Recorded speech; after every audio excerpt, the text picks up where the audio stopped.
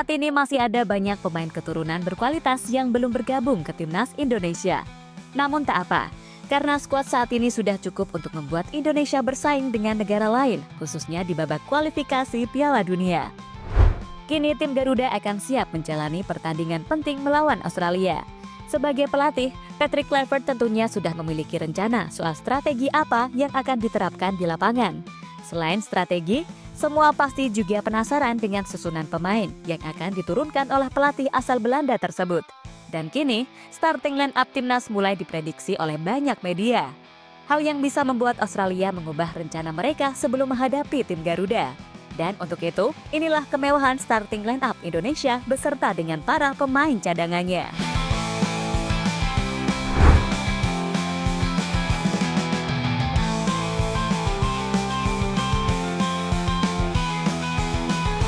Ya, seperti yang kita tahu, nantinya ada 3 pemain timnas yang dipastikan absen di pertandingan melawan Australia. Mereka adalah Ragnar Oratmangun, Justin Hubner, dan Egy Maulana Fikri. Kini tinggal 27 pemain lagi yang bisa dipilih oleh Patrick Kluivert, yang mana jumlah tersebut juga akan dikurangi menjadi 23 pemain. Itu berarti akan ada 4 pemain lagi yang harus dicoret sebelum pertandingan. Menurut kabar yang beredar, pemain yang dicoret adalah Nadeo Argawinata, Muhammad Ferrari, Hoki Caraka, hingga Nathan Choaon.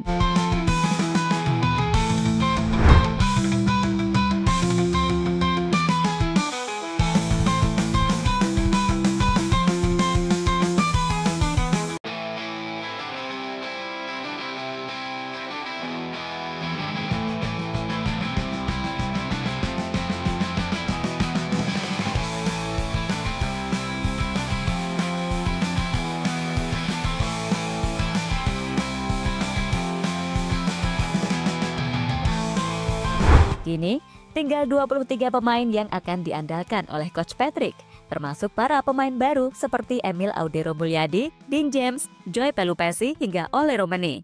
Dan bisa saja mereka langsung diturunkan sebagai pemain utama. Tapi itu belum pasti, karena persaingan di timnas Indonesia saat ini juga semakin ketat. Misalnya Emil, meski memiliki CV yang bagus dan bermain di Italia, belum tentu dirinya bisa menggeser Marten Pas sebagai kiper utama dari tim Garuda.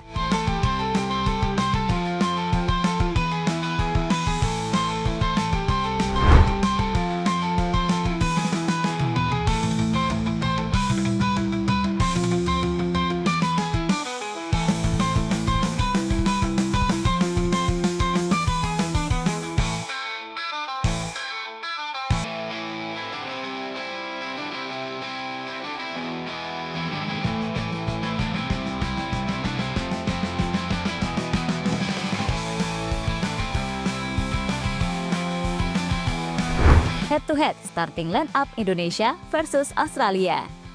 Kini prediksi dari starting line up dari kedua tim akhirnya muncul. Untuk Australia, mereka akan bermain dengan formasi 3-4-3 dengan Jackson Irvine sebagai poros utama. Pemain berusia 31 tahun tersebut akan mendapatkan bantuan dari bintang yang lain seperti Craig Goodwin hingga Kusini Yenggi. Khusus Yenggi, Indonesia harus waspada karena pemain yang satu ini baru saja mencetak 2 gol ke gawang Bahrain di pertandingan terakhir. Sementara timnas Indonesia, formasi yang mereka terapkan sangat mirip dengan Australia. Untuk kiper, Indonesia masih mengandalkan Marten Pas, sementara bek akan diperankan oleh Matthew Gers, J. Itses, dan Rizky Ridho. Untuk pemain sayap, Indonesia akan bermain lebih bertahan dengan mengandalkan Verdong dan Kevin Dix. Pemain baru seperti Joy Pelupessy akan mendampingi Tom Haye di lini tengah. Terakhir, lini depan tim Garuda akan diisi oleh 3 pemain. Mereka adalah Dean James, Ole Romani, dan Marcelino Ferdinand.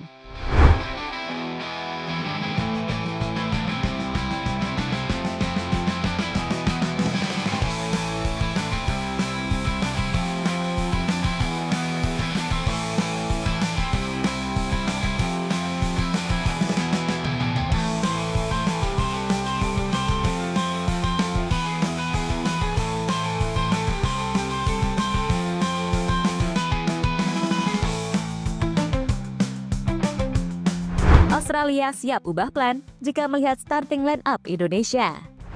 Jika melihat starting line up yang diturunkan oleh kedua tim, Australia diprediksi akan mengalami kesulitan, terutama saat mereka mencoba menembus pertahanan dari tim Garuda.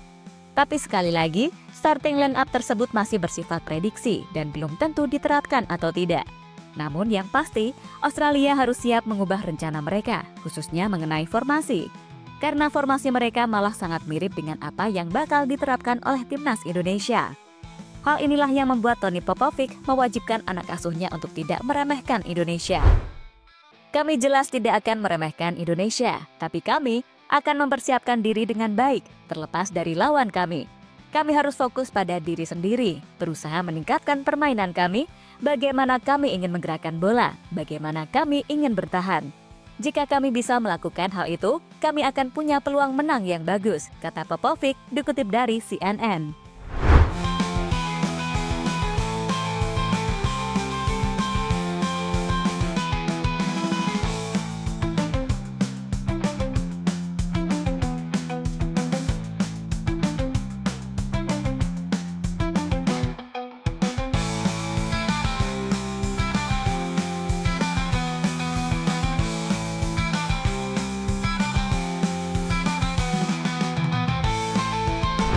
Kemewahan skuad Indonesia jadi sorotan Jepang. Mungkin kalian setuju, jika skuad Indonesia saat ini adalah skuad termewah dalam sejarah. Alasannya adalah karena kualitas pemain utama dengan cadangannya gapnya tidak terlalu jauh. Misalnya di posisi penjaga gawang. Jika Martin Bass tidak bisa bermain, maka penggantinya adalah Emil Audero. Hal itu juga berlaku dengan posisi bek tengah, yang saat ini juga dipenuhi dengan pemain-pemain berkualitas. Faktor inilah yang membuat pelatih Jepang, yakni Hajime Moriyasu, memprediksi jika skuad Indonesia sudah layak untuk bermain di ajang Piala Dunia. Menurut saya, Indonesia punya kualitas pemain yang layak lolos ke Piala Dunia. Jika federasi dan pemerintah terus melakukan naturalisasi, kemudian mendapatkan pemain berkualitas, saya rasa kans lolos ke Piala Dunia akan lebih besar di masa depan, kata Moriyasu pada media.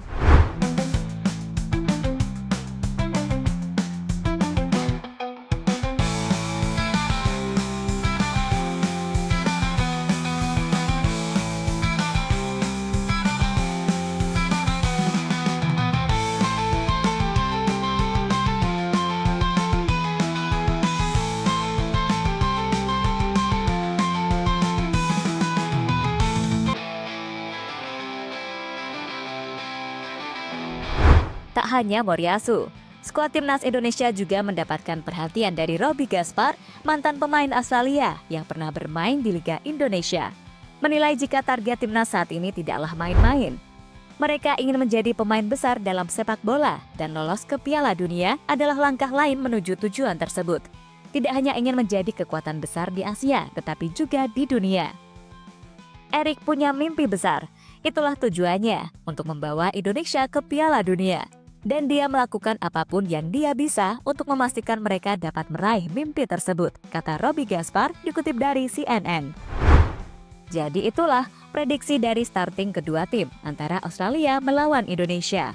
Dengan starting dan susunan pemain seperti itu, harusnya kita percaya jika Indonesia mampu mengejutkan Australia.